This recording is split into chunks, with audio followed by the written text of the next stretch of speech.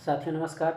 मैं अखिलेश यादव, अध्यापक पात्रता परीक्षा 2019-20 के विवादित प्रश्नों के संबंध में परीक्षा नियामक प्राधिकारी द्वारा सप्लीमेंट्री काउंटर जो पिछले शुक्रवार को दाखिल किया गया, वह सप्लीमेंट्री एफिडेविट काउंटर माननीय अधिवक्ता के पास पहुंच चुका है और आज हमने जा कर के उसका मेंशन भी किया। मेंशन के दौरान सबसे बड़ी खुशखबरी मैं आप लोगों को यह बताना चाहता हूं और हमें हंसी भी आ रही है इस बात की कि जिस प्रश्न को हम स्त्रीलिंग साबित कर रहे हैं, आज पीएनपी उसी शब्द को स्त्रीलिंग साबित करने के रूप में साक्ष्य काउंटर के रूप में लगाया है। अंतर सिर्फ ये है कि हमने रीट में यह मेंशन कराया था, सरसों को हम पुल्लिंग माने थे क्योंकि हमने अपने ओएमआर सीट में सरसों को हम पुल्लिंग माने थे और यही चीज़ हमने रीट में मेंशन भी कराया था। अब परीक्षा नियामक प्राधिकारी उस सरसों के शब्द को स्त्रीलिंग साबित कर रही है। संतान को उन्होंने पुल्लिंग मान करके चल रहे हैं और हम संतान को स्त्रीलिंग साबित कर रहे हैं और वो सरसों को स्त्रीलिंग साबित कर रहे हैं। कुल मिलाकर के ये पीएनपी के काउंटर से जो दुविधा की स्थिति बन रही है, उससे ये साफ स्पष्ट हो रहा है कि पीएनपी उल्टा अपने जाल में खुद फंस गई है। वहीं हम अनुच्छेद 356 की बात करें तो अनुच्छेद 356 में जिस पुस्तक को हमने माननीय हाई कोर्ट में साक्ष्य के रूप में दिखाने का काम किया था और उसी साक्ष्य को पीएनपी के स्टैंडिंग काउंसिल द्वारा अपने काउंटर एफिडेविट में लगाने का काम किया गया है और किस तरह से इन दोनों प्रश्नों में पीएनपी उत्तर प्रदेश के उन प्रशिक्षित व बेरोजगार भाई बहनों को जो अध्यापक पात्रता परीक्षा 2019-20 में बैठे थे, किस तरह से और कैसे उनको गुमराह कर रही है, आज उसका जीता जागता उदाहरण हम उनकी तरफ से जो काउंटर आया है उस काउंटर में उन्होंने क्या क्या लिखा है, उन सारी चीज़ों को हम ग्रुप में प्रेषित कर रहे हैं। अनुच्छेद 356 पे उन्होंने केरल को सही माना है। मैं आपको बताते चलूँ कि केरल में पहली बार इमरजेंसी 1956 में लागू हुई थी और 1959 में दोबारा इमरजेंसी केरल में लागू हुई। कुल मिलाकर के केरल में इमरजेंसी 5 बार लागू हुई। पहली बार इमरजेंसी जो है 1956 में लागू हुई थी और दूसरी बार इमरजेंसी जो है 1959 में लागू हुई। पीएनपी 1956 को न दिखा करके वो 1959 दिखा रही है केरल में, और जबकि पहली बार इमरजेंसी केरल में 1956 में लगी है। बाकी बिहार में इमरजेंसी कब लगी उसका उन्होंने सत्र गलत लिखा। फिर इसके बाद जम्मू कश्मीर में कब लगी पहली बार इमरजेंसी, उसका भी उन्होंने सत्र गलत लिखा। कहने का मतलब कि जितने भी वो 4 विकल्प परीक्षा नियामक प्राधिकारी द्वारा दिए गए हैं उस 4 विकल्प में सत्र गलत है।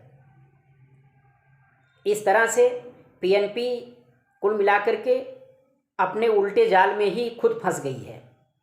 और सबसे मज़े की बात मैं बता दूं कि ये पूरी तरह से अब ये साफ हो गया है कि जो चीज़ हम कह रहे थे, आज पीएनपी अपने काउंटर में उसी चीज़ को तोड़ मरोड़ कर रखने का काम किया है।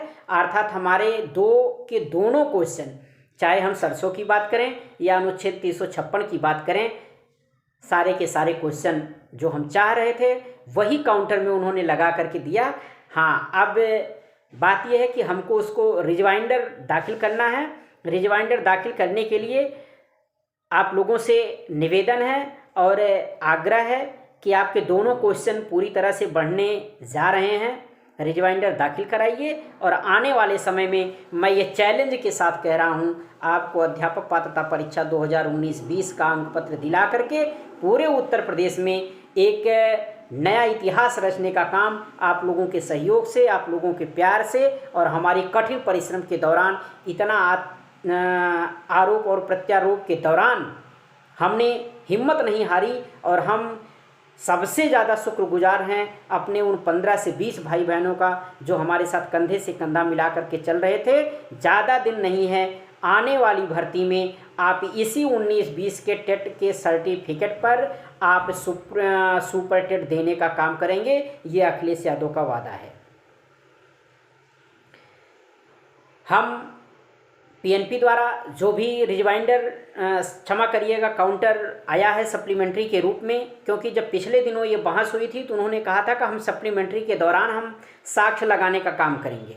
और हमने पहले भी आप लोगों के माध्यम से कहा था कि पीएनपी लाख प्रयास कर ले, मैं चैलेंज दे रहा हूँ, उनके पास कोई ऐसा सबूत नहीं है।